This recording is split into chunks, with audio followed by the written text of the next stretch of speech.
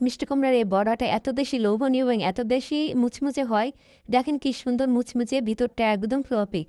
যে কোনো বাচ্চা-কাচ্চা থেকে বড়রা সবাই পছন্দ করবে। যারা কোনোদিন মিষ্টি কুমড়া খায়নি তাদের জন্য এই রেসিপিটাই বেস্ট। কারণ মিষ্টি কুমড়া এভাবে আপনি তো আপনার বাচ্চা-কাচ্চা বা বড়দের খাওয়াতে পারবেন। ১ম এই হাফ কেজি মিষ্টি কুমড়া ভালো করে ধুয়ে অল্প একটু পানি দিয়ে সিদ্ধ করে নিছি। এই যে দেখুন সিদ্ধ করে নিছি। সিদ্ধ করার পরেই ওটার মধ্যে হাফ কাপ পরিমাণ চিনি দিয়ে দিছি আর পরিমাণ মতো লবণ। আর প্রায় হাফ চা চামচ মতো। তারপরে এটা ভালো করে হাত দিয়ে মিশিয়ে নিয়েছি। যেন কোনো গুটি না থাকে। হাত দিয়ে মিশিয়ে নেওয়ার পর এখানে ১ কাপ করে চালের আটা দিয়ে অল্প, অল্প করে চালের আটা দিব আর মিশাবো। ১ম এ ১ কাপ চালের আটা দিয়েছি।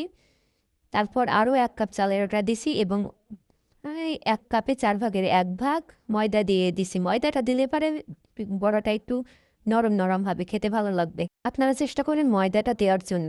ময়দাটা দিলে এটা খেতে ভালো লাগবে। তারপরে ভালো, ভালো করে দিয়ে এরকম একটা সফট ডো তৈরি করে নিবেন।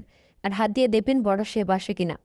একটা কড়াইতে বেশি পরিমাণে তেল দিয়ে তেলটা গরম হয়ে গেলে তখন হাতের সাহায্যে এরম লাড্ডু, লাড্ডু শেপ দিয়ে সবগুলা বড়া ছেড়ে দিবেন এবং চুলার হিটটা তেল গরম হওয়ার পরে মিডিয়াম হিটে রেখে বড়াগুলো কিন্তু ভাজতে হবে, না হলে উপর থেকে পুড়ে যাবে আর ভিতরে কাঁচা রয়ে যাবে। তাই চেষ্টা করবেন মিডিয়াম হিটে রেখে পুরো বড়াটা ভাজার চেষ্টা করবেন এবং মিডিয়াম থেকে বেশি হিট রাখবেন না, মিডিয়াম থেকে পারলে একটু কম হিটেই রাখবেন। দিয়ে পুরো বড়াটা এপিট ওপিট করে বারবার নেড়ে চেড়ে ভেজে নিবেন। আপনি যদি অনেক বেশি ক্রিস্পি খেতে চান তো অনেক বেশি সময় নিয়ে ভাজবেন, আর যদি মোটামুটি খাইতে চান মোটামুটি সময় নিয়ে ভাজবেন।